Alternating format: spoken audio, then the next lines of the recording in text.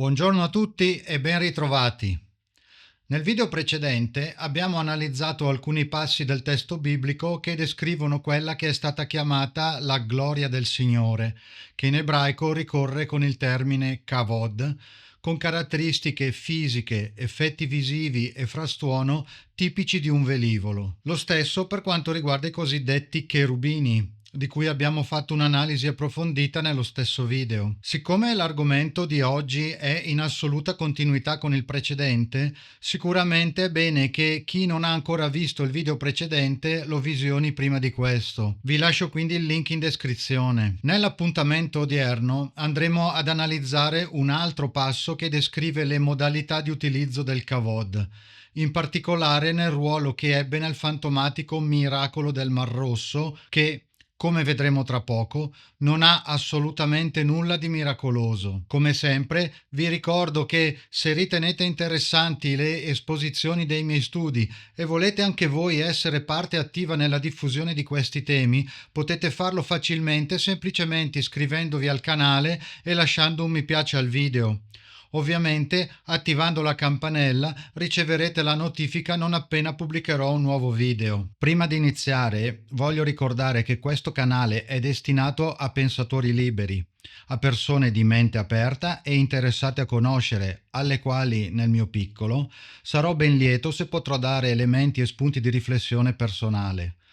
Chi si sentisse disturbato dagli argomenti trattati è ovviamente liberissimo di buttare alle ortiche ogni mia singola parola o abbandonare subito la visione. Ma ora cerchiamo di capire cosa accadde quei giorni della traversata del mare. La prima cosa che dobbiamo rilevare è che quello che è stato tradotto e fatto passare come Mar Rosso nel testo originale è citato semplicemente come Yam Suf, cioè mare di giunchi, di canne. Questo termine compare anche in Esodo 2:3, dove la madre di Mosè lo pone in una cesta tra i giunchi, appunto Suf, del Nilo. La traduzione Mar Rosso nasce da una delle molteplici mistificazioni e invenzioni della Septuaginta, la versione in greco della Bibbia, dove è stato reso come Eritra Thalassa, che significa Mar Rosso in greco. In seguito la Vulgata latina e le traduzioni europee, compresa la CEI,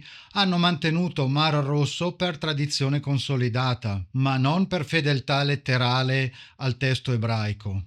Si tratterebbe quindi di un acquitrino con folti canneti, peraltro ancora effettivamente presente nel paludoso delta del Nilo, a nord rispetto al Mar Rosso e che è tutt'oggi soggetto a variazioni continue del livello delle acque. Probabilmente Mosè ha quindi semplicemente atteso il momento più propizio in cui sono calate le acque per effettuare l'attraversamento.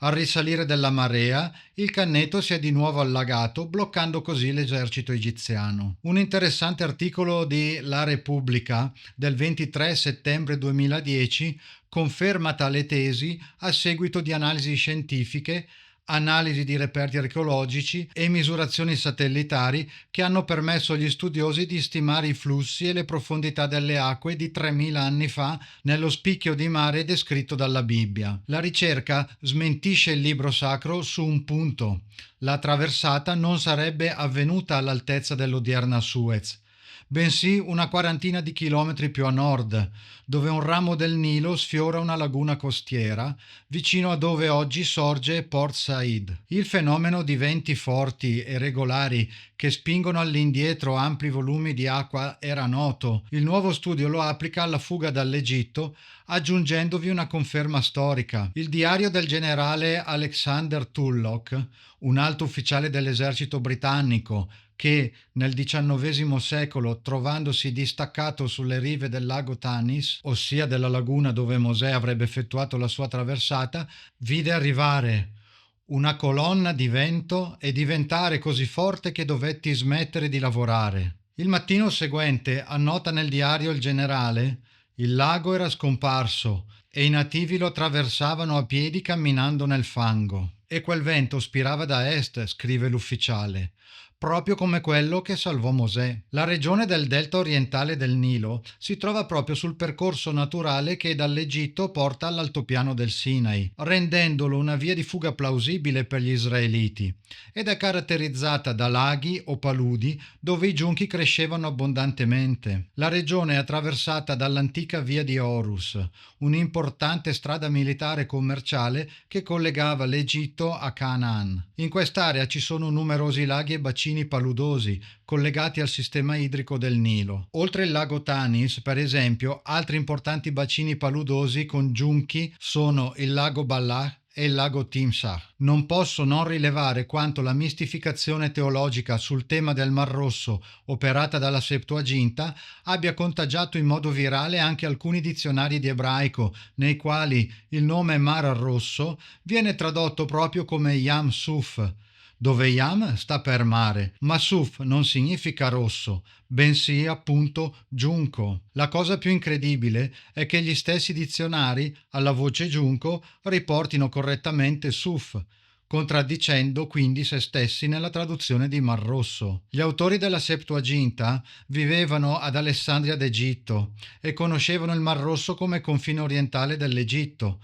Per questo motivo, quindi, hanno facilmente associato Yam Suf al Mar Rosso, perché quello era il mare da loro conosciuto in quell'area. La Vulgata latina di San Girolamo mantenne la traduzione come Mar Rosso, consolidando la tradizione cristiana. Da lì l'errore si è radicato nella teologia, inclusi molti dizionari di ebraico. Questo avviene perché i dizionari biblici spesso tengono conto anche della tradizione teologica, non solo dell'etimologia linguistica pura. Ma l'episodio che stiamo trattando è anche un'ulteriore dimostrazione dell'uso che Yahweh faceva della sua gloria, kavod, velivolo, chiamiamolo come vogliamo. Ecco, io rendo ostinato il cuore degli egiziani, così che entrino dietro di loro e io dimostri la mia gloria sul faraone e tutto il suo esercito, sui suoi carri e sui suoi cavalieri. Gli egiziani sapranno che io sono il Signore, quando dimostrerò la mia gloria contro il faraone, i suoi carri e i suoi cavalieri. Vediamo che Yahweh decide di usare la sua tecnologia per spaventare gli egiziani. La sua gloria, anche in questo caso, si presenta con la solita nube che di notte mette luce. L'angelo di Dio che precedeva l'accampamento di Israele cambiò posto e passò indietro.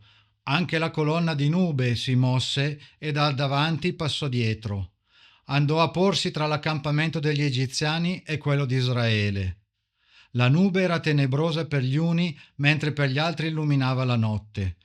Così gli uni non poterono avvicinarsi agli altri durante tutta la notte. In questo passo viene spiegato ancora in dettaglio, come nei casi precedenti in cui abbiamo descritto la gloria del Signore, come questa si muova e si collochi in punti ben precisi, a riconferma del fatto che sia qualcosa di fisico e nulla di astratto trascendente. In particolare, vediamo che gli israeliti stavano seguendo il kavod di Yahweh e che un angelo, che nel testo ebraico è un malach, cioè un messaggero, si sposta dietro di loro. Non viene spiegato il perché, ma probabilmente fu per indicare a Yahweh dove posizionare il kavod che emette la relativa nube e che immediatamente esegue la stessa manovra, spostandosi anche lui dietro l'accampamento israelita. Ricordiamo che il kavod si frappone quindi tra gli egiziani e gli israeliti e ci viene spiegato anche che mantiene al buio, sicuramente offuscati anche dal fumo, gli egiziani, mentre illumina perfettamente il terreno frontale, dove si trova l'accampamento israelita. Tale illuminazione, così persistente per tutta la notte e diretta in una direzione ben precisa, ci può far pensare alla presenza di alcuni fari presenti sul mezzo che erano stati opportunamente accesi solo da un lato. Allora Mosè stese la mano sul mare e il Signore durante tutta la notte risospinse il mare con un forte vento d'oriente, rendendolo asciutto. Le acque si divisero, gli israeliti entrarono nel mare sull'asciutto, mentre le acque erano per loro un muro a destra e a sinistra. Quello appena descritto è il non prodigio cui abbiamo accennato prima. Le acque si erano ritirate per il vento e letteralmente facevano da separazione, protezione, non oggettivamente da muro. Ai due lati, infatti, viene precisato per loro. Erano cioè protetti dalla presenza di uno strato di acqua ai lati che impediva qualsiasi attacco laterale.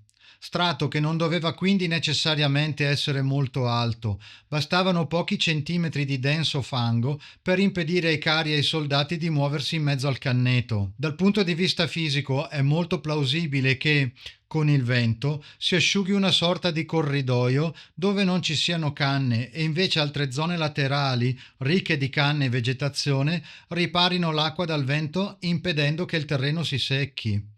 Il primo facile esempio che mi viene in mente per spiegare il fenomeno che accade in quei casi è la differenza tra asciugare con il phon la pelle di una testa calva e quella di una con capelli. La tesi relativa al fango che ho appena descritto trova piena conferma nelle righe subito successive. Gli egiziani li inseguirono e tutti i cavalli del faraone, i suoi carri e i suoi cavalieri entrarono dietro di loro in mezzo al mare. Ma alla veglia del mattino il Signore, dalla colonna di fuoco e di nube, gettò uno sguardo sul campo degli egiziani e lo mise in rotta. Il testo ci spiega chiaramente che il Signore guarda in basso, da dentro la nube, il campo degli egiziani, confermando pienamente la tesi che la gloria, il kavod, sia qualcosa di fisico a bordo del quale si trova Yahweh e con cui si sta muovendo. Al versetto 24 troviamo un punto chiave, in quanto la traduzione lo mise in rotta non è corretta. Infatti è stato così tradotto il verbo ebraico hamam, che invece significa confondere, gettare nel panico, sconvolgere. Quindi la traduzione corretta è mise in scompiglio o gettò nel panico. La traduzione CEI lascia intendere il termine rotta nel senso di un percorso, come la rotta di una nave, ma in realtà il significato è quello del verbo rompere, scompigliare, il che corrisponderebbe perfettamente al significato del termine ebraico originale, in quanto gettare nello scompiglio un esercito vuol dire romperne le file. Ed è esattamente ciò che succede. Il kavod di Yahweh, che nella notte si era collocato tra il campo degli egiziani e l'accampamento degli israeliti, all'alba, come ci descrive il testo biblico, si sposta esattamente sopra il campo egiziano. Ed è ovvio che questi, trovandosi un tale velivolo che genera frastuono, fiamme e fumo, si spaventino a morte e si generi scompiglio. Gli egiziani, che già erano entrati nel corridoio asciutto seguendo gli israeliti, appena il kavod di Yahweh si posizionò sopra di loro, si trovarono quindi costretti a muoversi ai lati, dove ovviamente c'era ancora il fango, e infatti il testo prosegue: frenò le ruote dei loro carri così che a stento riuscivano a spingerle.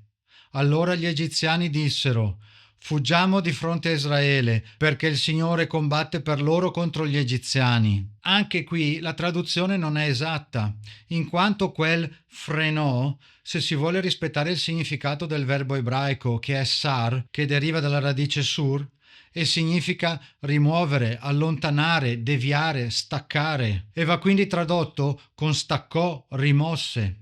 Lo sfilamento degli assi e l'inceppamento sono a tutti gli effetti quello che può accadere alle ruote di legno dei carri degli egiziani non appena, nello scompiglio generatosi, finiscono nelle fasce laterali fangose del canneto.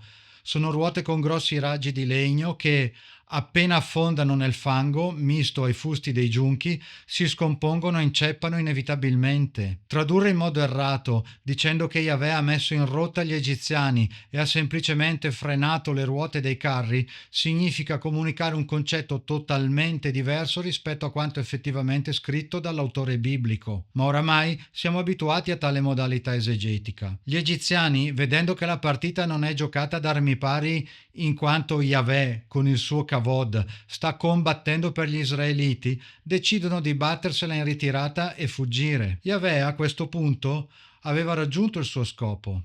Gli israeliti stavano fuggendo in avanti e gli egiziani erano sparsi nel fango del canneto e stavano battendo in ritirata. Tutto poteva essere risolto in questo modo. Il testo però prosegue, descrivendoci ancora una volta uno Yahweh truce e sanguinario che, non soddisfatto da ciò che aveva appena ottenuto, decide di sterminare tutto l'esercito egiziano. Il Signore disse a Mosè: stendi la mano sul mare, le acque si riversino sugli egiziani, sui loro carri e i loro cavalieri. Mosè stese la mano sul mare e il mare, sul far del mattino, tornò al suo livello consueto, mentre gli egiziani, fuggendo, gli si dirigevano contro. Il Signore li travolse così in mezzo al mare. Le acque ritornarono e sommersero i carri e i cavalieri di tutto l'esercito del faraone che erano entrati nel mare dietro a Israele. Non ne scampò neppure uno. Si compie così uno degli innumerevoli stermini inutili da parte di Yahweh, il Dio di amore, misericordia e perdono del cristianesimo. Non ne scampò neppure uno. Ricordiamoci anche che tutto ciò è accaduto solo ed esclusivamente perché l'ha causato il Signore in persona.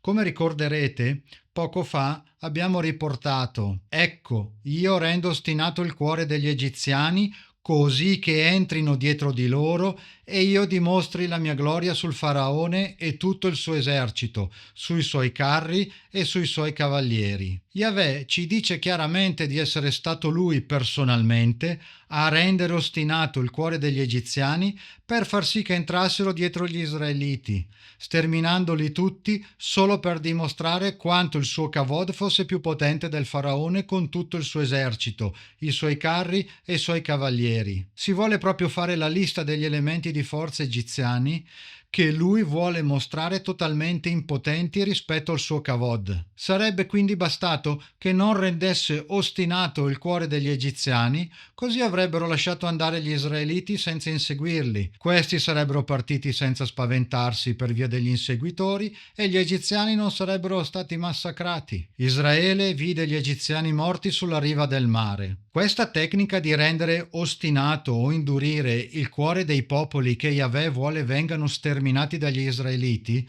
è molto frequente e l'ho trattata con altri esempi biblici nel video Il Dio della guerra e Bergoglio. Dalla chiusura dell'episodio del mare di Canne abbiamo un'ulteriore conferma. Israele vide la mano potente con la quale il Signore aveva agito contro l'Egitto e il popolo temette il Signore e credette in lui e in Mosè suo servo. L'azione architettata da Yahweh vuole essere una dimostrazione di forza anche nei confronti del popolo di Israele, che così temette il Signore e credette, obtorto collo, in lui e in Mosè. Di fronte a una tale dimostrazione, chi mai si sarebbe più ribellato a quel generale dotato di un tale velivolo? In un sol colpo Yahweh ha dimostrato la sua forza sia davanti agli egiziani sia davanti agli israeliti, ottenendo un doppio risultato e sentendosi tronfio dopo uno dei suoi tanti stermini perfettamente architettati. Chi di voi è più attento noterà anche che ci viene descritta una cosa totalmente diversa dall'idea comune, secondo la quale le acque miracolosamente aperte si richiusero dai due lati travolgendo gli egiziani.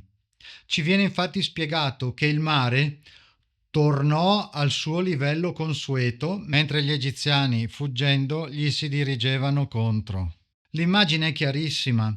Gli egiziani stavano tornando indietro e si dirigevano contro il mare. Questo significa che il livello delle acque si stava rialzando dalla parte da cui erano entrati, che è la stessa in cui stavano poi fuggendo, confermando ulteriormente la tesi della semplice marea naturale e non quella di una partizione miracolosa delle acque che poi si richiudono su se stesse ai due lati come fossero muri. Una differenza di livello del fondale tra il centro del canneto e la riva da cui erano entrati può rendere ancora più evidente l'effetto delle acque che avanzano richiudendosi ad anello da tutte le direzioni. Anche un'analisi delle tempistiche riportate rafforza la nostra tesi. Rivediamo infatti cosa c'era stato descritto. Durante tutta la notte risospinse il mare con un forte vento d'oriente, rendendolo asciutto. Quindi di notte inizia a spirare un vento da oriente. Poi il mare, sul far del mattino, tornò al suo livello consueto. Più che un mare che risponde alla mano di Mosè, possiamo individuare una normalissima lieve variazione del livello delle acque in un canneto acquitrinoso durante le ore della notte, quando tira vento da est. fenomeno che poteva accadere naturalmente ogni notte con lo stesso vento. Sottolineiamo quindi che la miracolosa opera di Yahweh, come abbiamo visto, non è stata nei confronti delle acque, ma semplicemente nel portare egiziani e israeliti in quella situazione nella notte, sapendo bene ciò che il vento da est avrebbe naturalmente comportato e spostando poi il suo velivolo in modo opportuno. Nulla più. Niente di miracoloso. Anche di fronte al suo improbabile pentimento dell'ultimo istante, Yahweh non avrebbe potuto salvare gli egiziani, perché non aveva nessun potere sulla marea che stava rialzando il livello delle acque. Alcuni anni fa, proprio mentre ultimavo questo paragrafo sul Mar Rosso per il libro Avrai altro Dio, una nota TV cattolica nazionale trasmetteva l'intervista a un'attrice e scrittrice di cui troverete il nome nel libro, nella quale l'attrice parlava anche dell'episodio biblico che stiamo trattando. Poiché non credo alle coincidenze, posso spiegare questa sincronicità come segnale divino per aiutarmi a trasmettere i concetti che vi riporto ora attraverso l'esempio di quell'intervista. L'attrice, donna di grandissima fede cattolica, a un certo punto spiega come uno degli eventi che l'hanno più impressionata e convinta sia stato proprio l'episodio del Mar Rosso, che l'ha portata a immedesimarsi in una persona del popolo di Israele, sicuramente impaurita vedendo due immensi muri d'acqua alti decine di metri, ma la fede in Dio e nel fatto che avrebbe rispettato quanto da lui promesso, non facendo richiudere le acque prima che fossero tutti in salvo, è ciò che ha consentito di procedere in un attraversamento che doveva essere terrorizzante per qualsiasi essere umano. La donna ha riportato tale esempio come metafora per il coraggio necessario per affrontare le difficoltà, coraggio che la fede può dare nel viaggio della vita. Il messaggio da lei portato è ammirevole e importante. Il problema sta solo nel fatto che sia basato su un totale inganno. Mentre si potrebbero istruire gli esseri umani a utilizzare il potere creativo del proprio cervello e a valorizzare le proprie forze interiori senza affidarsi a terzi ingannatori. Più la vedevo convinta, con gli occhi gioiosamente illuminati nella descrizione di tale evento, più mi rendevo conto di quanto la mistificazione teologica, unita alla creatività cinematografica che ha prodotto i noti Colossal sul tema biblico, possa fare danni e condizionare milioni di persone che non hanno approfondito i temi che loro stesse hanno posto a cardine della propria vita e si abbandonano a quanto loro raccontato dal catechismo o rappresentato in un film. L'attrice ricorda anche di essere riuscita a convertire il marito, precedentemente ateo irremovibile. Non voglio essere frainteso, ho il massimo rispetto per quella persona, soprattutto considerando il percorso che ha fatto per risalire dopo bruttissimi momenti, e la vedo come una tra milioni di vittime dell'inganno teologico che stiamo esponendo in questi video e che tratto nel libro Avrai altro Dio. Inganno perfettamente architettato e gestito da qualcuno a cui dell'anima della rispettabile signora e del coniuge non interessa assolutamente nulla. Personalmente mi chiedo come possa essersi immedesimata in un israelita che temeva i muri di acqua e secondo lei, come secondo milioni di fedeli, procedeva spinto dalla forza della fede in Dio e non abbia capito che il testo biblico parla espressamente del terrore che Yahweh incuteva agli israeliti, trovatisi ad accettare obtorto collo quella situazione alla quale hanno provato più volte a ribellarsi, scatenando l'ira di Yahweh che, più di una volta, dice di voler sterminare anche loro. In tutto questo, quell'attrice, come accecata dalla fede, non fa una minima considerazione sugli egiziani. Mi pare che siano esseri umani anche loro, che Yahweh ha deliberatamente voluto portare alla morte e che non sono più tornati dai propri familiari, anche se il loro sterminio non era assolutamente necessario per far partire gli israeliti, come ammesso dallo stesso Yahweh. I fedeli mi scuseranno, ma in questa vicenda io non vedo nulla di bello positivo. Anzi, come ho già detto, e sapendo di essere ripetitivo, è solo una pura doppia dimostrazione di forza bruta di Yahweh, anche volendo leggerla senza considerare la gloria di Yahweh come un velivolo. È un tristissimo, crudele, freddo episodio nel quale non compare nessuno di sereno. Da un lato abbiamo gli egiziani terrorizzati e sterminati da Dio, Dall'altro gli israeliti, terrorizzati nella fuga, voluta a forza da Dio, che li ha deliberatamente fatti inseguire solo perché potessero temerlo dopo l'azione che ha portato a compimento. È la Bibbia stessa a mettere nero su bianco, per chiunque sappia leggere, in quale tragica situazione Dio avesse messo gli israeliti con quell'esodo forzato. Allora tutta la comunità alzò la voce e diede in alte grida. Il popolo pianse quella notte. Tutti gli israeliti mormoravano contro Mosè e contro Aronne, e tutta la comunità disse loro: «Oh, fossimo morti nel paese d'Egitto, o fossimo morti in questo deserto. E perché il Signore ci conduce in quel paese per cadere di spada? Le nostre mogli e i nostri bambini saranno preda. Non sarebbe meglio per noi tornare in Egitto?» Dissero l'un l'altro: «Diamoci un capo e torniamo in Egitto». Gli israeliti non stavano così male in Egitto e non avevano nessuna intenzione di addestrarsi alle armi per diventare il braccio armato di cui Yahweh necessitava per conquistarsi il suo fazzoletto di terra personale. Erano ovviamente anche molto preoccupati per i loro familiari. Erano talmente entusiasti di essere il popolo prescelto da Dio da chiedere a gran voce di poter tornare indietro, in Egitto, alla normale vita che conducevano prima che si presentasse loro quello spietato e psicopatico individuo. Per questo tu hai posto il timore di te nei nostri cuori, perché invocassimo il tuo nome. Nella mia personale opinione, Dio, quello vero, non Yahweh, va amato e non temuto per la sua ira e la facilità con cui stermina chi non si sottometta ai suoi comportamenti psicopatici e criminali. Spero, anche oggi, di avervi dato qualche informazione in più per fare le vostre riflessioni e arrivare alle vostre conclusioni. Vi ricordo che questo video appartiene a quelle che ho voluto chiamare Pillole di Avrai altro Dio, che è il libro in cui approfondisco questi temi partendo da Genesi fino ai tempi attuali. Libro che è normalmente ordinabile in libreria e anche in versione ebook. Iscrivetevi al canale e attivate la campanella per ricevere la notifica alla pubblicazione di un nuovo video. Ciao a tutti e alla prossima!